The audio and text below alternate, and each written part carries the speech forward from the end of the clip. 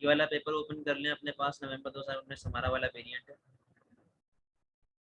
It is predicted that the UK economy will avoid another recession in the next few decades and that its population will increase significantly by 2040. Most of this predicted increase will come from immigration. आय वाला immigration, बाहर से बंदा बेटा यहाँ पर काम करने आ रहा है.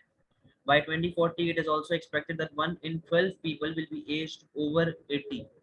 बोला 12 में से एक बंदा जो है वो 80 साल का होगा. ठीक है. A number of countries including some low income countries may have a more rapid population growth than high income countries. Identify two reasons why people are living longer. अच्छा सैनिटेशन है, खाना पीना अच्छा है, दवाइयाँ अच्छी हैं, स्टैंडर्ड ऑफ लिविंग अच्छा है. Explain two reasons why net immigration may increase the standard of living in a country. बेटा स्टैंडर्ड ऑफ लिविंग आय आय वाले इमिग्रेशन से कैसे बढ़ती है? आय वाले इमिग्रेशन स्टैंडर्ड ऑफ लिविंग इस तरह बढ़ेगी कि बाहर से लोग आएंगे, फॉरेन इन्वेस्टमेंट आती है मुल्क के अंदर, ज्यादा तबका हमारा जो है वो एजुकेटेड होगा. सही है, वो अच्छी क्या पता वो बाहर से नए नए आइडियाज लेके आए, वो जो है हमारे मुल्क में नई इन्वेस्टमेंट लेके आए. ठीक है, प्रोडक्शन बढ़ेगी, इससे पॉपुलेशन में एम्प्लॉयमेंट बढ़ती है. अच्छा, और जीडीपी इंक्रीज होगा. सही. Analyze how fiscal policy may be used to stop recession. बेटा फिजिकल पॉलिसी मैंने आपको दो तरह की बताई थी, एक एक्सपेंशनरी थी, एक कॉन्ट्रैक्शनरी थी. रिसेशन सॉल्व करने के लिए हम लोग कौन सी वाली फिजिकल पॉलिसी लगाते हैं? एक्सपेंशनरी. यानी कि टैक्सेस हम लोग कम करवाएंगे, गवर्नमेंट स्पेंडिंग हम लोग बढ़ा देंगे, ये काम हम लोगों ने करवाना है. ठीक है. अब इसकी डायग्राम आपने साथ में बना के दिखानी है. आप लोग ये वाले डायग्राम बनाओगे. यहाँ पे एग्रीगेट डिमांड आ गई, ये आपके पास एग्रीगेट सप्लाई आ गई है, ये इनकम थी ना फिलहाल. एग्रीगेट डिमांड आपकी बढ़ेगी 80 से 81, इनकम वाई से वाई. सही है. Discuss whether or not low income countries have a faster rate of population growth than high income countries. आपने इसको अगर हाई इनकम और लो इनकम की बात करा तो एक तरीके से डेवलप्ड और डेवलपिंग की बात कर रहा है. लो इनकम कौन सी होगी हमारे पास? डेवलपिंग. और हाई इनकम कौन सी होगी? डेवलप्ड. पढ़े लिखे लोग होते हैं, सैनिटेशन अच्छा होता है, पता होता है किस तरह फैमिली प्लानिंग हो रही होती है, ये वो सारे आपने जो है वो बातें करनी है. In 2015, the Malaysian government set out its objectives to increase productivity and savings. There has been higher consumer expenditure. सही है, कंजम्पशन आपका बढ़ रहा है जिससे आपकी एग्रीगेट डिमांड बढ़ रही होगी. Driven in a part by higher wages received mainly by older workers. However, low levels of savings remain a concern. Saving provide funds for investment, यानी कि कैपिटल गुड पे स्पेंडिंग करने के लिए काम आता है, which contributes to economic growth and can influence inflation. ठीक है. Identify two ways government could encourage saving. दो चीजें किस तरीके से गवर्नमेंट कर सकती है सेविंग बढ़ाने के लिए भाई? अबे इंटरेस्ट रेट कम होगा तो सेविंग कम हो जाएगी. इंटरेस्ट रेट उसको इंक्रीज करना पड़ेगा. दूसरी बात, वो इनकम बढ़ा दे. इनकम बढ़ेगी तो लोग पहले के मुकाबले में सेविंग ज्यादा करेंगे. ठीक है. आप ये बोल सकते हो कि वो बॉन्ड्स बॉन्ड्स पे मिलने वाला जो रेट है वो कम कर दे ताकि लोग जो है वो बैंक्स में आके सेव करें. ठीक है. तो इसे भी दो बातें आपने लिख देनी. Explain two reasons why productivity में इंक्रीज.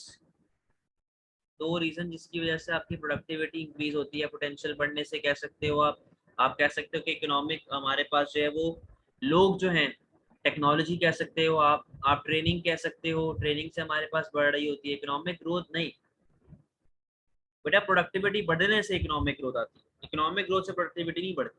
समझे? आप लेबर की ट्रेनिंग बोल सकते हैं, आप एजुकेशन बोल सकते हैं, आप टेक्नोलॉजी बोल सकते हैं. इसको एक्सप्लेन भी करना है.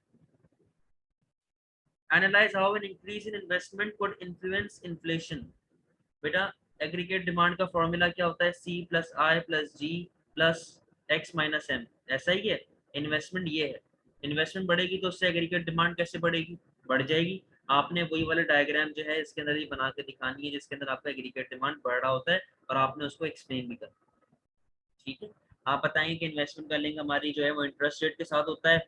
इंटरेस्ट रेट कम होगा तभी हमारी इन्वेस्टमेंट बढ़ेगी और हमारे पास ये डायग्राम में चेंजेस आ रहे हैं.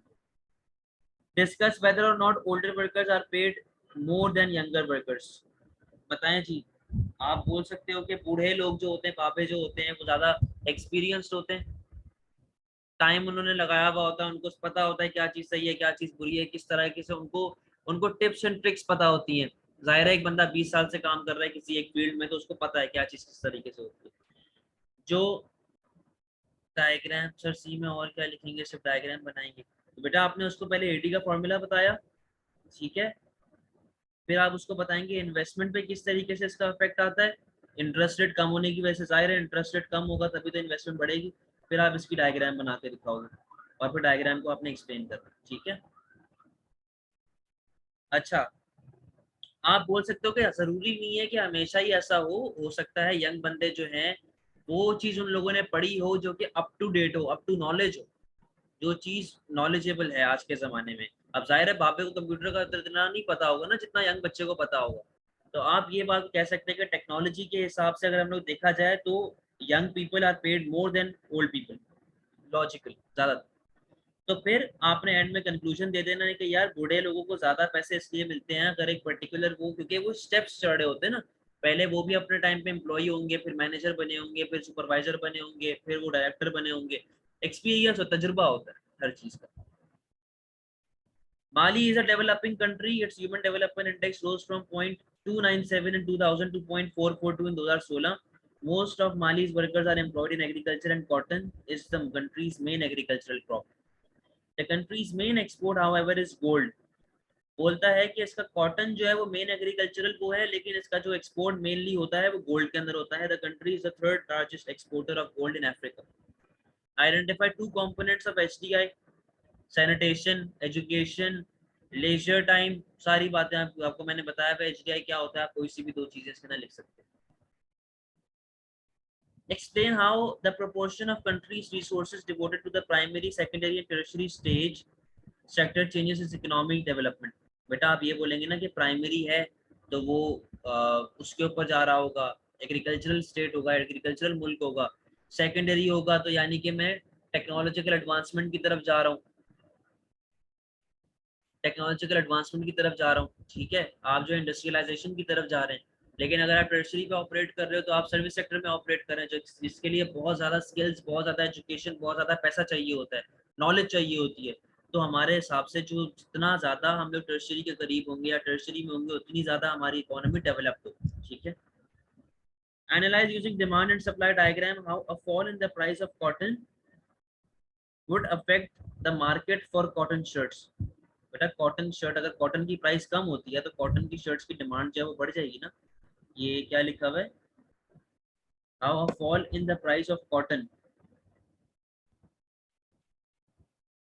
अच्छा, कॉटन शर्ट्स की मार्केट की बात कर रहा है, ठीक है, एक सेकंड मुझे जरा कंफर्म करना है।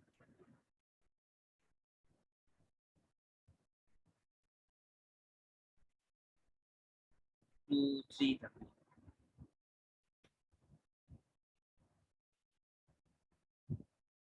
सप्लाई बढ़ जाएगी, रॉ मटेरियल सस्ता हो जाएगा हमारे पास। आए, बोलता है कि हमारे पास जो कॉटन है उसकी प्राइस कम हो गई है। कॉटन, कॉटन शर्ट्स के लिए एक रॉ मटेरियल है, ठीक है। तो रॉ मटेरियल की जब प्राइस हमारे पास कम होगी, ये सप्लाई आ गई तो सप्लाई तो हमारी बढ़ जाएगी ना, और प्राइस भी हमारी पहले के मुकाबले में क्या हो जाएगी, कम हो जाएगी। आपने ये डायग्राम बता के प्रॉपर वेरिएबल्स के साथ, प्रॉपर एक्सेस लेबलिंग के साथ आपने उसको ये बात बतानी है, तो आपको जो है वो मार्क्स देगा, ठीक है।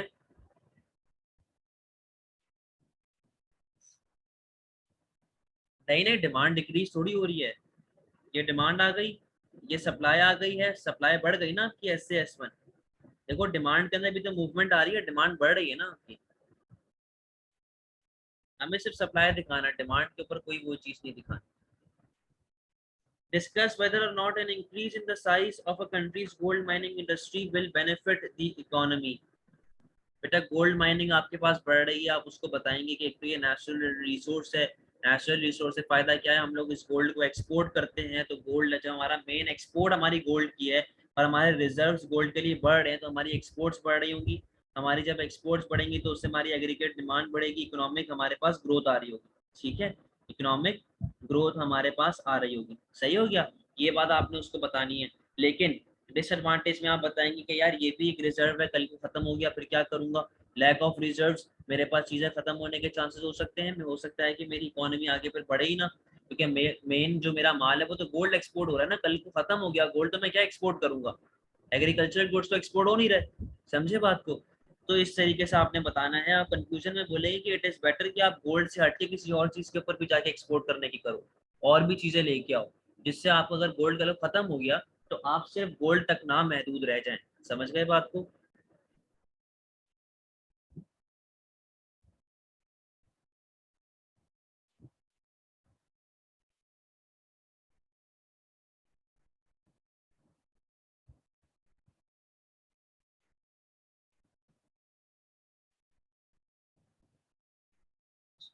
क्वेश्चन नंबर 5 पे आए।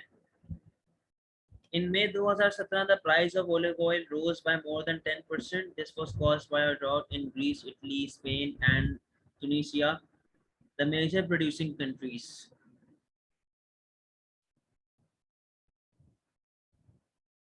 Yeah.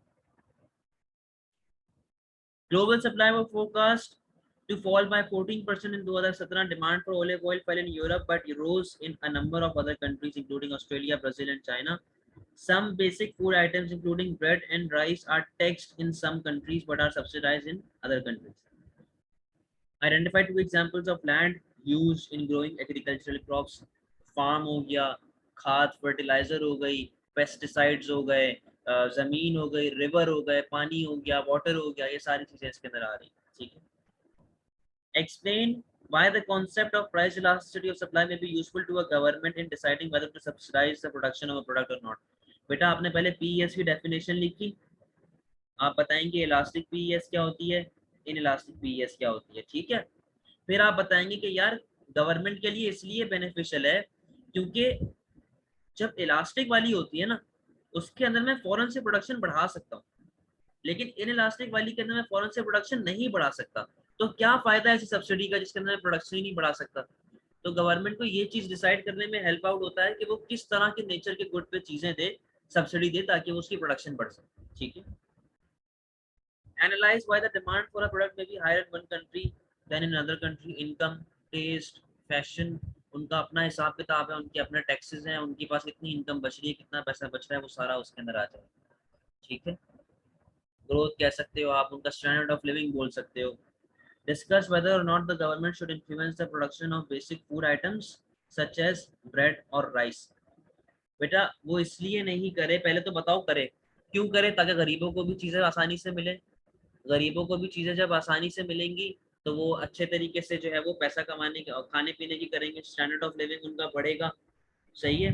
और जो है वो क्या बोलते हैं, उनके लिए आसानी होगी। बेटा वो बोलता है कि गवर्नमेंट क्यों इन्फ्लुएंस करेगी फूड आइटम्स की प्राइस को, जैसे कि आटा हो गया, चावल हो गया, तो इनको गवर्नमेंट क्यों सब वो करेगी, इन्फ्लुएंस करेगी। आप बोलेंगे हर बंदे को बराबर मिलेगा, किसी बंदे को कम ज्यादा नहीं मिलेगा। आप बोलेंगे इक्वालिटी मिलेगी लोगों को। ठीक है। इक्वालिटी मिलेगी तो इससे हमारे पास फायदा है कि हर बंदे को बराबर का गेम मिल रहा होगा। लेकिन डिसएडवांटेज क्या है, इक्विलिब्रियम वाला कॉन्सेप्ट खत्म हो जाएगा।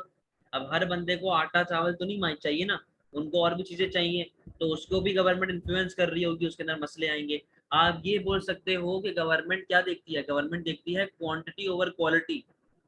तो गवर्नमेंट क्वालिटी पे थोड़ी फोकस करेगी, अमीर बंदा है तो बोलता है क्वालिटी दो भाई, क्वांटिटी नहीं चाहिए मुझे। तो ये बात आप इन दी एंड बोलेंगे कि यार गवर्नमेंट को फूड आइटम्स के अंदर नहीं करना चाहिए, जैसी मार्केट चल रही है वैसे चलने दो, अपने हिसाब से खुला डुल्ला जो है लोग अपना काम करते रहेंगे। क्लियर है?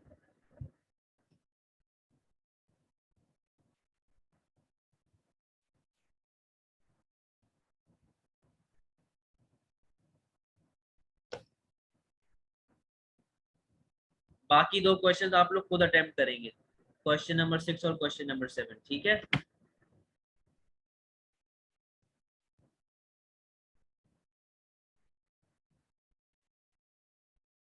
चले क्लास ऑफ करें। अल्लाह हाफिज।